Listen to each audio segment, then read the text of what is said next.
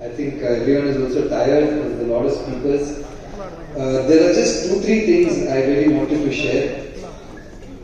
Firstly, I want to congratulate Jack for leading the struggle against the 3 criminal laws. Coming from Karnataka, where we have definitely tried to build an agitation against the 3 criminal laws. There were protests that were held.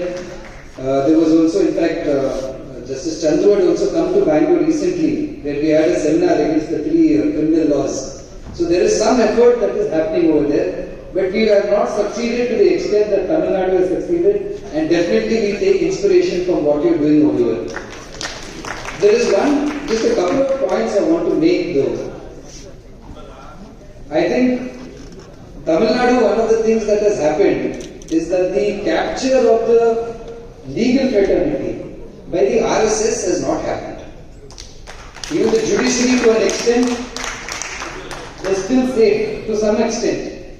But in most states, including the Supreme Court, what we find is that even the bars have been taken over by the RSS thinking, RSS ideology, Hindutva.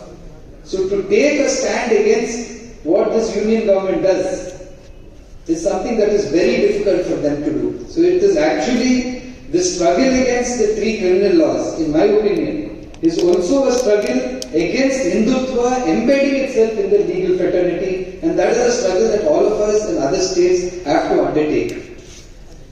Coming to these 3 laws, I've been here from the morning and several things have been spoken. I think one of the things that my dear friend Mr. Colin Gonzalez said, that this is a package deal. This ideology, the Hindutva ideology, does not believe in the constitution. So it is not just the criminal laws that is changed. It is not just labor laws that is being changed. The entire democratic sentiment, the democratic ethos of this country, that is being changed. The constitution is being undermined. And as part of that, it is inevitable that they had to come up with a law, these 3 criminal laws. It is part of that package. There are some provisions that I wanted to refer to. Luckily, Honorable Justice actually spoke and he's covered several of those points.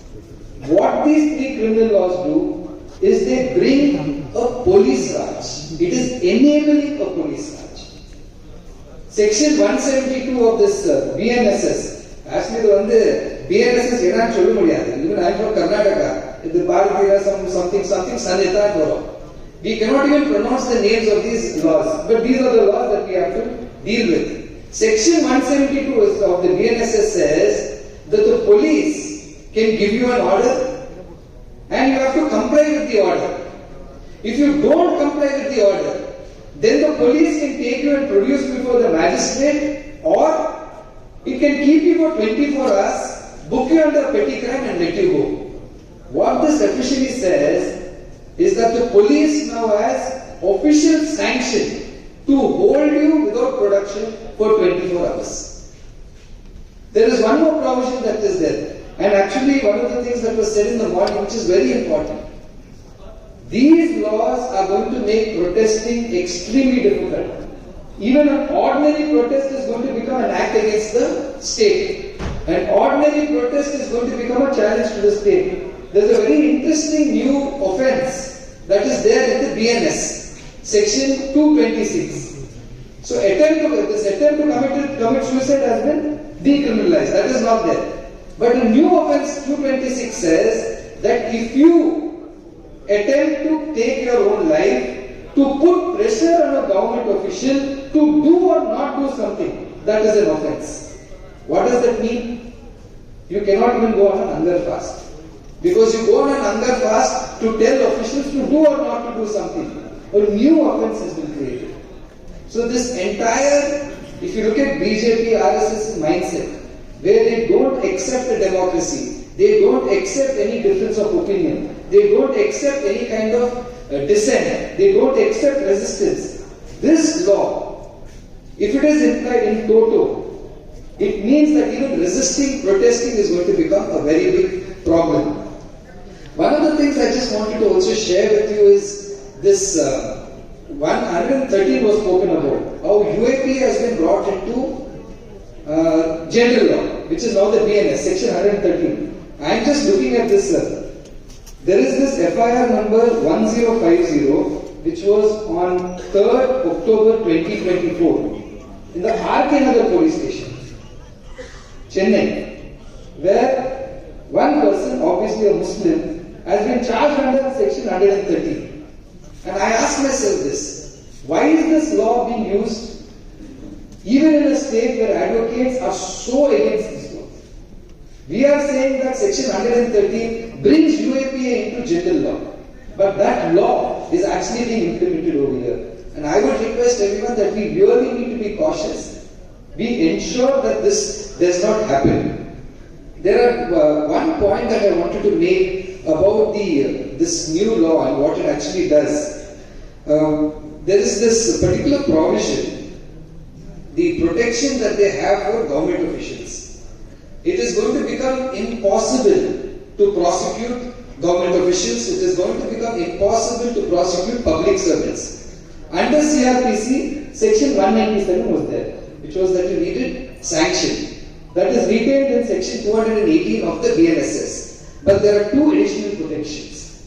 In regard to investigations, section 175 of the BNSS makes it the mandate of the magistrate ordering investigation in a complaint against a public servant to, firstly, receive a copy, a report from the senior officer. Secondly, consider the assertions made by the public servant as to the alleged incident. Which means that the accused, because they are a public servant, they have to be heard even before an FIR is going to be registered.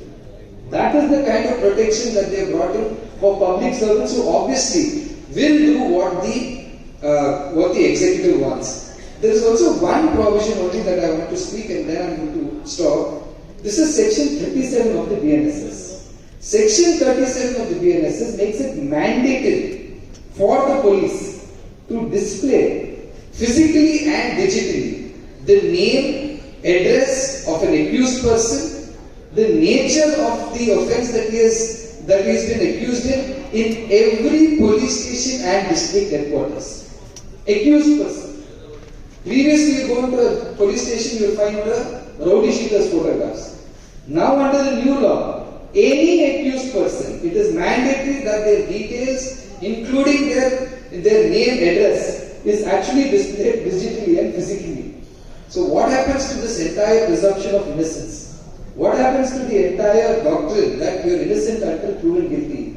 This law undermines those fundamental premises of criminal jurisprudence, which is why I think this is really necessary. I once again thank Jack for leading the way in this fight. Definitely we have to take this struggle up.